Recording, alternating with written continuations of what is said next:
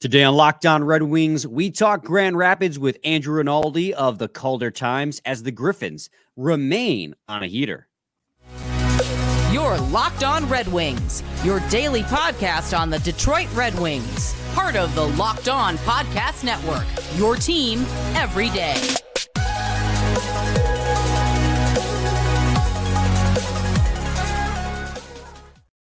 Welcome back to the Locked On Red Wings podcast. We are your hosts, Brian Fisher and Scotty Bentley. I'm a podcast producer for the Daily J, a WWJ News Radio podcast. Well, Scotty's us over at Locked On Tigers, as well as a freelance journalist for the Detroit News. And today's episode is brought to you by FanDuel. Make every moment more. Right now, new customers get $200 in bonus bets if your first bet of $5 or more wins. Visit FanDuel.com/LockedOn to get started. Scotty, we had him on last month, and we're trying to make it a monthly occurrence, and no better time to bring him back as the All-Star break kicks off. We are happy to be welcomed again by Andrew Rinaldi of the Calder Times. He is our go-to guy when it comes to talking the Grand Rapids Griffins, and we keep timing these up really nicely, Andrew, don't we?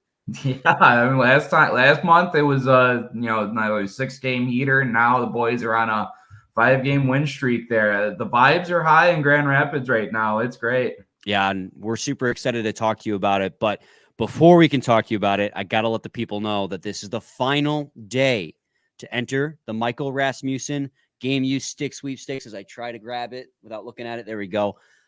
Game Use Stick Sweepstakes. You just go to our YouTube page, go to the community tab. It's the first post there. You subscribe, you comment, subscribe, and fill out the Google form. That is linked to it. That just gives us the information that we know to help us pick a winner. You have to be a U.S. resident and you have to be 18 years or older to enter. Shout out Matt from the Little Caesars Arena team store. Hockeytown Authentics is its other name. He helped hook us up with this. And if you guys want other game used equipment, he's your go-to guy. It's all official, straight from the locker room and Paul Boyer himself. So check them out as well. So without further ado, Andrew, again, welcome back. Scotty, happy Friday. How are you doing, buddy? Doing well, man. Yeah, doing well. Doing good. Awesome. So I talked when we first opened up the episode, right, that we're timing these up really well. Last time we spoke, Griffins had won 6 in a row. Now we're talking again. They have won 5 in a row. They're just 2 points back of second place in their division. I think after last year, with the season that team had, and especially with a new coach coming in, maybe expectations were a little bit tempered. Maybe we wanted to see growth, but we didn't think that they'd be this high up in the standings. Andrew, in your opinion, is that due to like just the fickle nature of the AHL from year to year, or is it also maybe just these guys with another year under their belt, learning how to play North American professional hockey? Yeah, it's a little bit of both. I mean, things swing wildly from year to year in this league. A couple of years ago, the Chicago Wolves were a powerhouse, and now, I mean, they've been playing better, but certainly with, the independence movement and everything there has changed the scene a little bit in the division. Still got Milwaukee and Texas up there at the top, though. Those two teams have, really been chugging along. Of course, the Admirals have a guy like Yaroslav Askarov to lean on there heavily, and Texas has a ton of firepower between Maverick Bork and Logan Stankoven. So some things kind of stay the same, but, at the same time, this is a really young team kind of coming in. Sure, you have Austin Zarnik, Taro Rossi, Dominic Shine, some of the old guard there, but Amadeus Lombardi making his pro debut, William Wallinder coming in from Europe, and Antti Tuomisto coming in making his pro debut as well. And there was just a lot of, okay, let's see what the kids can do, but not really expecting to, compete for a top spot in the division. At least I wasn't initially. And things kind of have a way of coming together, and the boys they're feeling it right now. A lot of it's still seeing some adjustments still being made, but man, a lot of these guys have started to hit the ground running, and it's the results speak for themselves. Well, you mentioned there about adjustments being made and whatnot. I think we're deep enough into the season where I want to ask you who is, if it's just one player specifically, or maybe a few players, whatever. Who is a player who at the start of the season maybe had a shaky start, and then as the season has gone along is now maybe hitting their stride again? I feel like we're deep enough into the season, and both of you have alluded to now, obviously the team's playing good enough hockey where there's probably a decent amount of those type of players. Marco Kasper, 100%. Yeah. First 10 games in the season, I wouldn't say he looked out of place, but 1 goal in those 10 games, no assists. Certainly there was, an adjustment to be made from playing over in Europe his whole career to, the shorter ice, less time to make the plays and everything. And now, to start off on this winning streak, they needed 2 come from behind wins over Manitoba. And he was the driving force in all that. And what did he have? A goal and an assist the first game, 2 goals and assists in the second game. Player of the week honors, not a big deal for this 19-year-old. So he's a guy who really you started to see once the numbers kind of finally started to come, you started to see this team piling up more points in the standings as well. And, another guy was William Verlinder. And I was out in Colorado seeing his first couple games, and not gonna lie, it looked pretty shaky there for a second. I'm like, uh-oh. But you know what? Even in that first game, he had a couple bad moves in his own zone, responded real well, and that's, it's young players are gonna make mistakes. That's just kind of how it is. It doesn't matter where you're drafted, it doesn't matter how much talent you have. You gotta kind of go through these aches and pains in order to kind of learn how to play the right way. And so, yeah, it's those a couple that pop up right immediately, but it's kind of everyone kind of riding that wave along with each other. I'm really glad you brought up William Wallinder too, because he was somebody we didn't get to talk about last month. Because there's just so many of the Red Wings prospects are now in Grand Rapids playing that you just can't talk about them all. And Wallinder he was the first pick of the second round in 2020. Like, he was highly touted defensive prospect, and he's kind of gotten overshadowed a little bit by Albert Johansson and Sebastian Cossa, and he's got a humongous upside as well. I feel like I want to immediately ask though, Sebastian Cossa, last time we talked, he had, I think, a 902 save percentage or a 901. Like, he was just starting to turn that corner at the AHL level and turn into a more consistent goaltender. But now his save percentage is all the way up to 907, which might sound like a small little bit of climb, but it's really hard to rise a save percentage, and it's really easy to let it fall. Mm-hmm. So as the season has gone on, even from last month to this month, what have you seen from Sebastian Cossa that's, made not just him better, but the team better? Or is it vice versa? Is the team getting better, making him better? Like, or everything, what's the scoop on Cossa? It's a little bit of column A, a little bit of column B. When the guys are playing better in front of you, you're going to feel more confident. When you're more confident, the boys are more confident. It's just that wheel keep on turning. But I noticed a big thing for Cossa, and again, kind of dialing back to that Manitoba series where he had one of those misplayed pucks that ended up in the back of his net. Just one of those like, oh, geez, just stay in your net type moments where, especially as a goalie who, kind of a young goaltender kind of going through it, I almost expected the hook there, but he had the confidence of the coaching staff. Like, no, let's keep with them. He was perfect the rest of the way and allowed the boys to get back, score 3 goals, and come out with the win there. In the Belleville series that just finished up, Hutch didn't have the greatest start.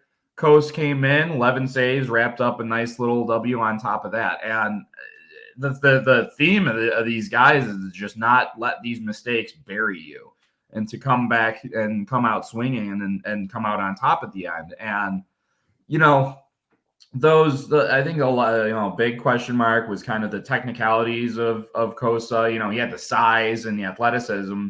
Is he going to have the positioning and everything to kind of, and the mental fortitude to kind of stick with it?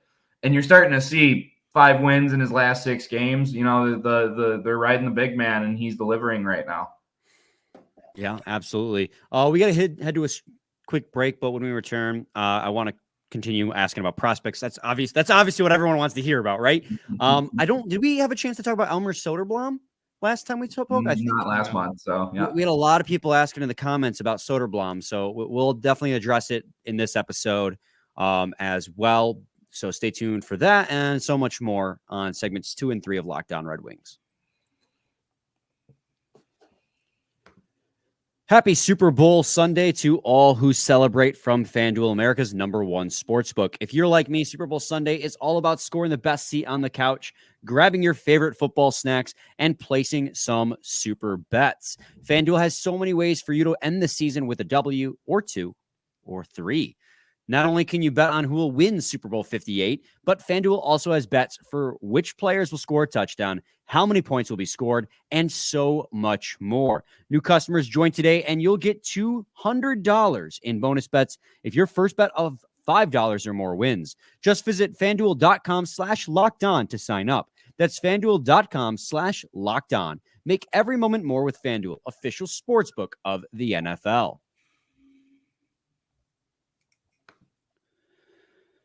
Segment 2, Locked On Red Wings podcast. Scotty, I believe you were up next, buddy. So if you have, what do you got for Andrew here? Yeah, I mean, I'm down to cut straight to Soderblom. I had a few replies in our last one that were about him as well. And I think just for somebody who obviously last season started off the year with the Detroit Red Wings and showed a lot of I call them intangibles, right? Like some things that you know only size can teach, right? And that he had and that he had the ability, made some really nice plays, but at the end of the day was still pretty raw and got sent down. And not only have we not seen him since, there really hasn't even been a conversation, right?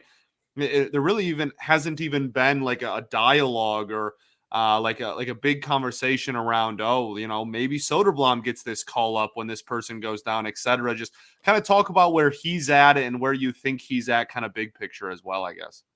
Yeah, for sure. I mean, when you're talking about, there hasn't been a ton of, attention paid to the forwards. I mean, Jonathan Berggren, of course, gets a lot of that discussion, but a little bit of Carter Mazer, obviously, Casper with the first round pedigree. But yeah, Elmer's been kind of taking a back seat to some of these, and he's been spending a lot of time in a bottom six role, really, in Grand Rapids. And it's certainly not for, lack of trying or anything for the big guy. I think at the end of the day, what it comes down to it for him is skating.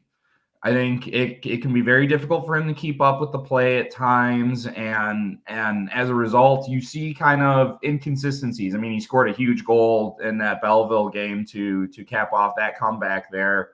Ended up being the game winner. But, it's these, he'll have a big game and then he'll be quiet for a couple games and then he'll have another big game or big couple games. But with these stretches where you need to see some consistency from him, it's just not there. And as a result, if you can't get consistency at this level, they're not going to expect you to come up to the Wings and be a consistent contributor in the bottom six there. And again, it's not a lack of talent. It's not a lack of trying. You see the big man working out there, but that's just an unfortunate thing about the just his frame, his stature. He's a good skater for his size, but unfortunately, it's still not at that kind of level to really kind of keep up and with some of these guys that can really fly around at this level. So I'm not ready to close the book on Ulmer by a long shot here, but. Yeah, he's so young, right? And being a 6th round pick, the expectation wasn't, I don't want to say expectation wasn't high to begin with, but really when you get outside the 2nd or maybe 3rd round, the percentage of players that become everyday NHLers just drops. But it's just that last year, he showed that spark that, maybe this guy was a diamond in a rough type guy. He played 21 games with the Red Wings before getting sent down. But you're right. Like that issue with his skating was the number one. Then that too, and the fact that he's a beanpole, right? Like 6'7", the ability to protect the puck just with his length is really good. But the physicality of the NHL, it didn't take a lot to push him off the puck once they got to him. So if he could put on weight, which is really hard for a guy his size, and work on his skating agility, which is, again, really hard for a guy his size, there's that window there. But I'm not surprised that he is struggling given that frame. It's so hard at 6'7", 6'8" to really become an everyday player. Yeah. Speaking of defensemen or forwards rather, Jonathan Berggren's been on an absolute tear. 34 points in 30 games. I mean, I think everyone here is in agreement that he is an NHL caliber player. You know, we have been hearing reports, rumors that I still feel are unsubstantiated that he might be on the Red Wings trading block and that maybe he's unhappy given the situation. You know, you cover the Griffins every single day. What's your sense on the Jonathan Berggren situation, on these rumors, again, unsubstantiated from what I can tell, regarding Berggren? Yeah, you know, in years past, I've interviewed Berggren a number of times, and he was, you know, very kind of open on what he needed to do, everything to be a regular member in the Wings. And you know, early on this season, I asked for availability, and I think his goal this year is to kind of like tone a lot of that stuff out. I wasn't given that, and I'm totally, you know, respectful of that, of course. And he just kind of wants to focus on playing his game. And again, you mentioned it, he's just been on fire lately. And you've seen, like, in that Belleville game, he scored that empty netter, and he had a bit of a swagger going, a bit of an attitude. And I kind of love that for Bergie, because, you know, it's never really been kind of what he does with the puck. We all know what he can do with the puck. It seems like he makes a play every time he touches it here in Grand Rapids, and we can see him kind of reciprocate that at the NHL too. But it's been what he can do without it, and he's getting stronger in the corners and on the boards, and it's just kind of an opportunity thing, because are you gonna sit someone down on the wings when they're, you know, they got 20 points in the month for the first time in 10 years or something? So I think 2012 was the last time that they had gotten 20 points in January. Yeah, so, you know, I understand, even if there's naturally going to be some frustration there, because you're playing well, but you're not getting a shot because the team's playing well, and something's got to give. And as much as I don't want to add into kind of speculation or anything, one thing I learned from Stevie is that unless your name is Dylan or Moritz, pretty much anyone is up for grabs for the right trade. So, I think the best thing for him is to kind of just keep what he's doing, keep playing his game, keep improving off the puck, and eventually a door is going to open for him. And whether, hopefully it's here in Detroit, but you got to imagine some one of the 31 other teams is looking at what he's doing in Grand Rapids, is like, we could use that. And I mentioned I wrote an article for the Halfway Point for this team that for the second half of this season, no one has more to gain or more to lose than Bergie. And, the puck's on his stick, and he's got to force the Wings to making a long-term decision with them. Absolutely. You want to? I was just thinking break or one more, whatever you want to do. Go for it. One more, buddy. I kind of just want to do the evergreen question, is just like, how's Edvinsson doing? I feel like that's a pretty kind of a layup, really, and I'll take a layup any chance I can get. So I guess just, obviously we talked about him last month when you were on as well. Just kind of talk about what you've seen out of him, obviously with there's a couple of banged up defensemen in the month of January at least, but it looks like they're going to be back to full strength here after the All-Star break. So he's probably going to stay down there longer. Just talk about his development a little bit more like we did last time, but also, more importantly, just how he's looked down there. Yeah, absolutely. And I mean, yeah, I think everyone's pretty familiar with, the Brogan Rafferty Highway, I-96 kind of going back and forth, and getting paid to drive. Yeah, exactly. And I think a lot of people are hoping, with some of these, the Sherrod injury and everything, hoping to see Edvinsson in there. And this guy is turning 21 in 3 days, and once this episode gets released. So it's hard to wrap your mind around just kind of how young he is. And because he has so much, potential, so much talent already. And I'm going to, I think I'm going to play a bit of devil's advocate here for everyone who wants to see the kid up in Detroit. And, and back, kind of winding back to that Manitoba series earlier in the month, kind of to, I believe it was your point last month when we talked, Brian, about, kind of when you're dominating at this, at this level, kind of how much is there left to grow. And I think you've kind of seen that a couple times with Edvinsson, where he knows he's kind of a step ahead of everyone. And I think at times you start to see him trying to do a little too much. Yeah. There was one play in particular in Manitoba. I know, like, I saw, a video passing around of everyone going like, look at Edvinsson kind of skating through the neutral zone and the defensive zone, getting past everyone. Kind of skated himself into a corner, nowhere really to go. The puck ended up getting turned over, and a breakaway went the other way, and Manitoba scored. Not going to say that whole play was on Edvinsson, but he trying to do a little too much. You're not in the right position to, to recover from there, even as a great skater as he is, and, the puck ends up in your net. So it's good for him to make those mistakes in Grand Rapids as opposed to Detroit.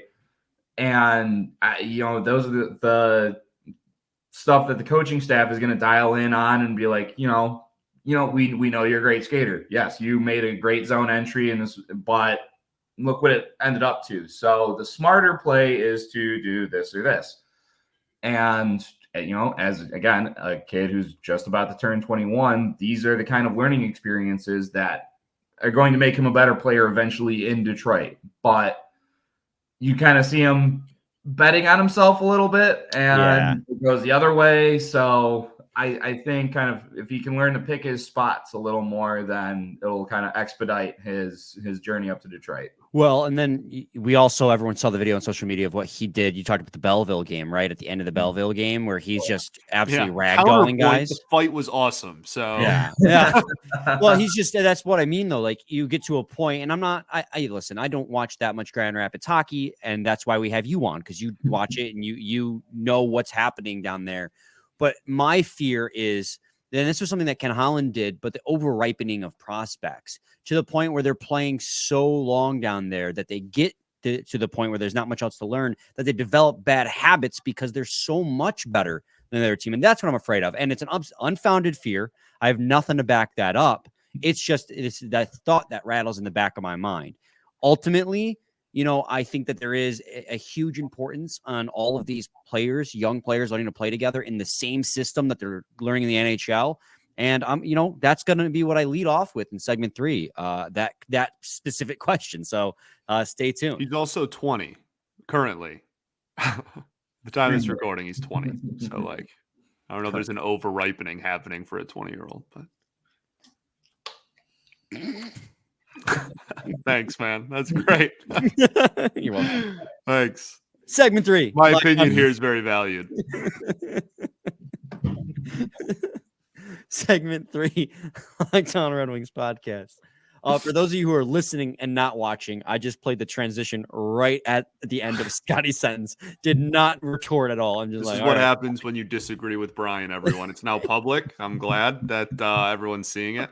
I'm not disagreeing with you, Scotty. I like I said, this is completely unfounded thought. It's just a thought that rattles in the back of my head. Yeah. Like, sure. More than likely, it's fine. It's just like this weird fear that I have. It's probably fine.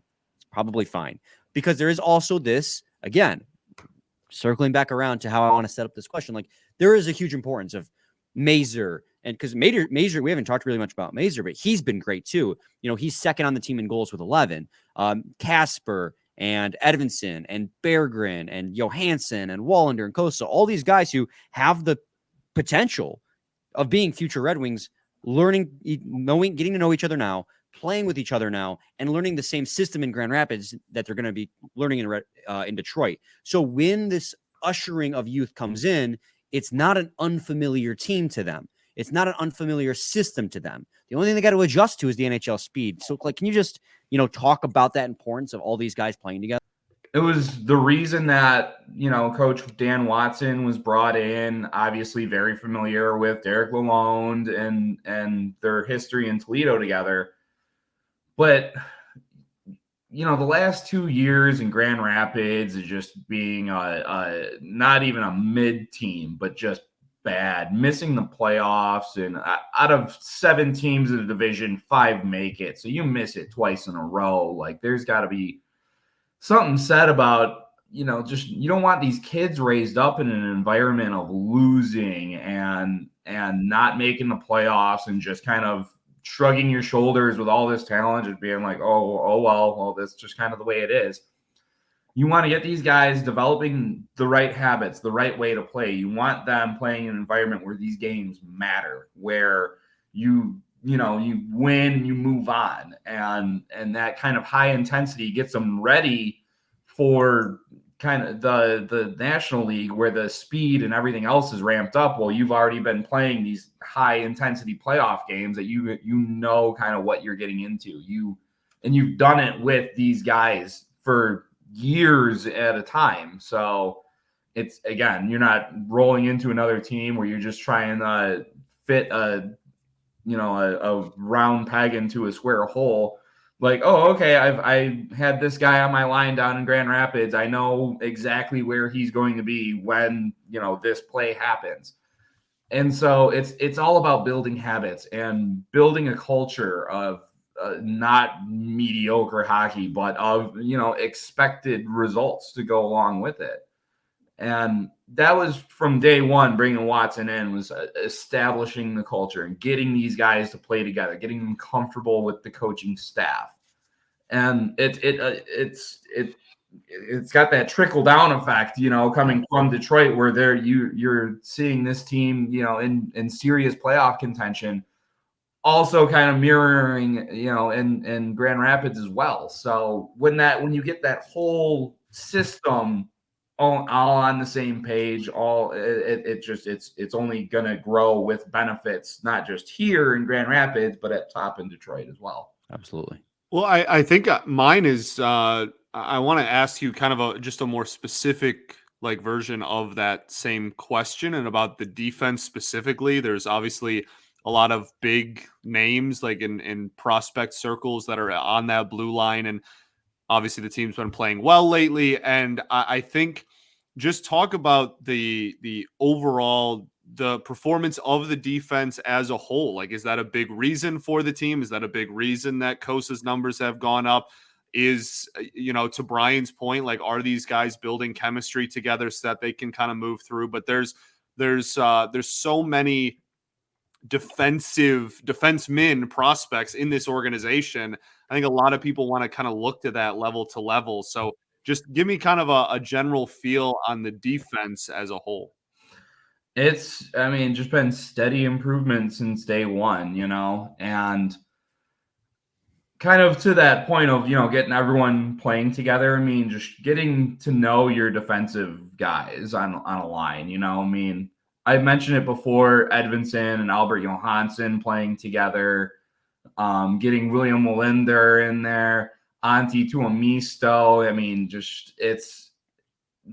You can't downplay the importance of getting these guys in, and kind of when everyone's kind of growing together at the same time, what that's going to help out so much more when you take that next step and it's your boy sitting next to you on the line and not some, just complete rando. And yeah, not Brian. I have an elite prospects page, I'll have you know. Retired. It says retired, even though I never retired. History of shoulder injuries. But yeah, I think it just means so much more that these guys are, again, you kind of make some mistakes, but then at the same time, you're pulling each other up for every win. So, and having a guy like Brian Lashoff behind the bench now, who, longtime fans are going to remember that name. He, a guy who's been at, the NHL and the AHL level for so long in one single organization, teaching these guys just the ins and outs of what to do from whether it's that level or this level, just how to handle yourself on the ice, off the ice, when you make a mistake, when you do something good. A guy who's got just a plethora of experience behind the bench, just riding these guys along. It's just another, layer of insulation to help these kids out and teach them to play the right way and do the right thing. I mean, Lash was as dependable as it gets at the AHL level, and to have a mentor like that behind the bench it speaks volumes that you can't measure. What was his nickname again? He was Mr. Griffin. Yeah, that's right. Love it. They actually, Right, the day of his last home game, they declared it Brian Lashoff Day in Grand Rapids. The mayor did. So if you ever wonder what he means to the city of Grand Rapids, I mean, I don't know if it's any bigger than that. I think it was evident when he got traded to the Lightning, and yet they let him stay as captain of the Griffins just because he wasn't going to get any NHL time, and he meant so much to that team. Mm-hmm. I think that spoke volumes that the Lightning did that for him. Mm-hmm. Scotty, yeah, any other questions regarding any particular Griffins or anything? I don't think so, man. Gotcha. I think I got one more. This is a name we haven't mentioned at all this season, but Cross Hannes last year, he was off to a pretty good start with the Griffins, and then he got hurt and missed the remainder of the season. This year, he's played 32 games, but he only has 7 points. What have you seen from Cross?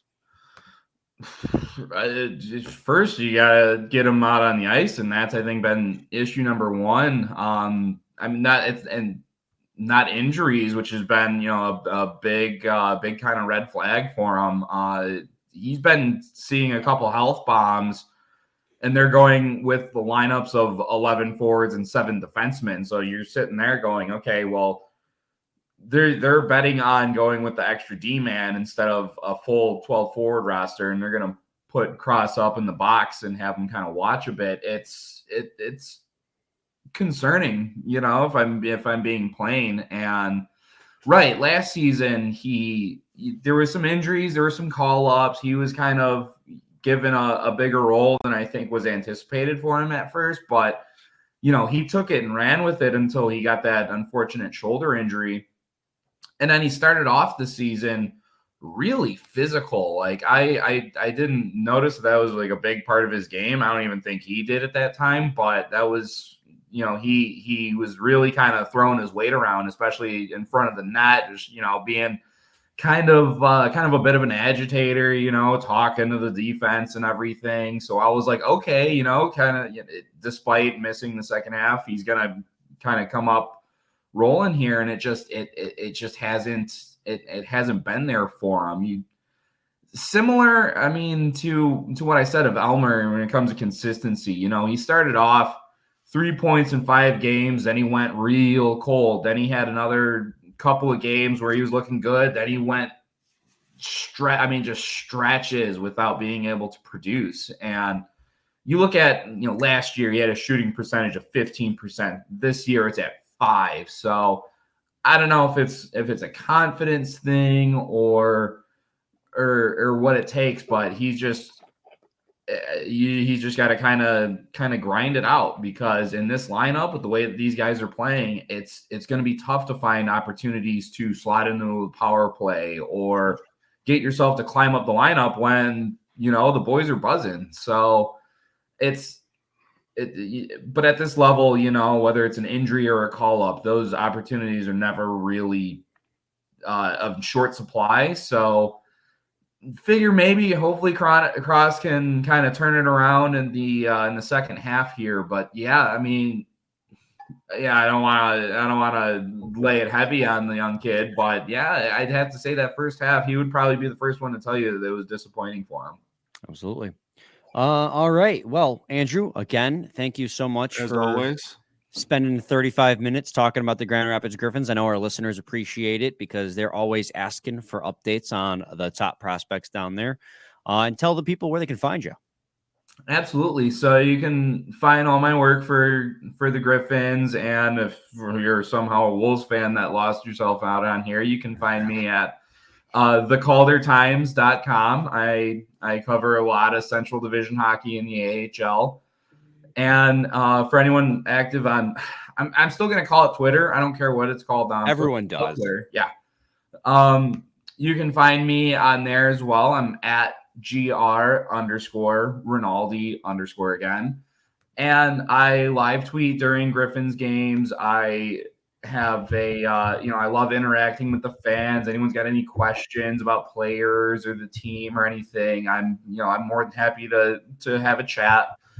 And, on occasion, I'll also, post memes or whatever just to kind of have some fun. And honestly, I'm really kind of, I don't even know if I want to say like disappointed or something, but my most interacted tweet of the season was about Brogan Rafferty going back and forth and just having another, reassign. Mm-hmm. So I don't really know how I want to feel about that. I'm like, it's none of my written work. It's a meme, but I like to give the people what they want. Was that the it's 12 p.m. Berggren, time for your daily assignment? And yes, honey. Yeah, I saw that, and I was like, dang, that's a good meme.